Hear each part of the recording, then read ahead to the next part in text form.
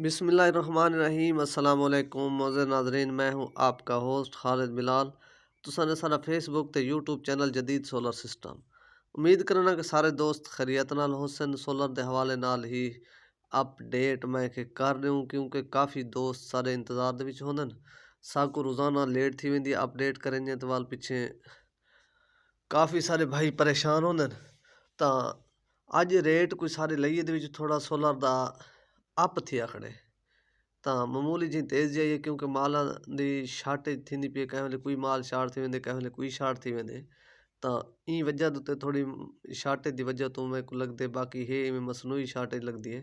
लेकिन ये माल तकरीबन हफ्ते इतवार तक मज़ीद वाला पूरे मार्केट दे विच थी वैसन। तां अज दी ताज़ा तरीन जिहड़ी सूरत हाल रहेगी है मार्केट दी, लॉन्जी हाइमो 6 दा रेट 55 रुपए पर वाट दोबारा पहुँच गए। ते बाकी है कनेडियन एन टाइप दा माल, वो भी सारे कोलों इत्थां लिए दे विच शार्टेज वैंदा पे को बहुत थोड़ा माल बकाया बच चुके। तां उंदा भी अज 55 रुपए पर वाट बिकदा पे। तां बाकी है कनेडियन पी टाइप दा माल, वो भी माल यानी कि उंदा तो रेट इतना ज़्यादा डाउन थिया कोनी, पहले ज़्यादा डाउन थिया ही। तां वो भी 51 ते आके अज 52 रुपए दा रेट थी गए। और इहदे तो इलावा बाकी है लॉन्जी हाइमो 5, उंदा भी माल अज बिल्कुल लईए दे विच खत्म थी गए। वो भी तकरीबन सिंध पैन के इतवार सोआर दे करीब माल मार्केट दे विच आसी। और इहदे तो इलावा बाकी है जिनको दा माल पहले शार्ट है, पी टाइप दा तो बिल्कुल कोन है, एन टाइप दा भी कोई ना है। तां वो भी माल तकरीबन इतवार सोआर तक मार्केट दे विच वाला आवे सन। रेट जरा फिलहाल वो एन टाइप जिनको दा है पिया 57 रुपए पर वाट, और जरा पी टाइप है उंदा 53 रुपए पर वाट। और इहदे तो इलावा बाकी है जे ए दा सोलर, जे ए दा भी रेट जरा सेंदे पैन, वो भी एन टाइप दा 55 रुपए और पी टाइप दा 51 रुपए। और इहदे तो इलावा बाकी है ट्रीना सोलर, ट्रीना दा भी जड़ा रेट है वो भी 51 रुपए पर वाट पी टाइप वाला माल, और 55 रुपए एन टाइप वाला।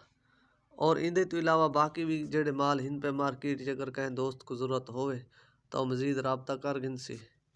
इहदे तो इलावा बाकी भी मैं तो दसावां चाह कि हुण जेड़े आटा चक्की दे हवाले नाल काफ़ी दोस्त सानू राबता करन, कॉन्टैक्ट करन, मालूमात गिनदन। तां वो भी असां सिस्टमिक सिलसिला में वीडियो दा शुरू करेंदा पिया, जो वो भी 18 पैनल, 20 पैनल, 22 पैनल, 24 पैनल दा मुकम्मल सैटअप बना के भी कितना उंदा खर्चा थींदे मुकम्मल सब चीज़ दा, वो भी मैं वीडियो इंशाल्लाह अपलोड करे सां। ते उहदे नाल भी तुहाकू मालूमात मिल वेसी कि ये सैटअप कितने नाल लग वेसी। 15 HP दा, 10 HP दा, जेड़ा भी सिस्टम जिमें भी जितना खर्चा थीसी, तां वो भी मैं वीडियो में समझ अग्गां ते हिक न हिक वीडियो डेली बेस ते इंशाल्लाह अपलोड करे सां। तां बाकी है अगर कहें भाई कोई ए ग्रेड दे पैनल ज़रूरत होवन तां वो भी इंशाल्लाह साडे नाल कॉन्टैक्ट कर सकदे, तां वो भी को मिल वेसन। ते इहदे तो इलावा बाकी मोटरां दे रेट भी इंशाल्लाह सवेरे मैं वो भी अपलोड ज़रूर करे सां, जो वो इंशाल्लाह तुहाकू इन्फॉर्मेशन मिलसी उन्हां दे रेट मोटर दा, क्योंकि थोड़ा कम थी गए। तां वो भी जेड़ा थोड़ा वो कम था इंशाल्लाह उंदी भी अपडेट तुहाकू थी वेसी।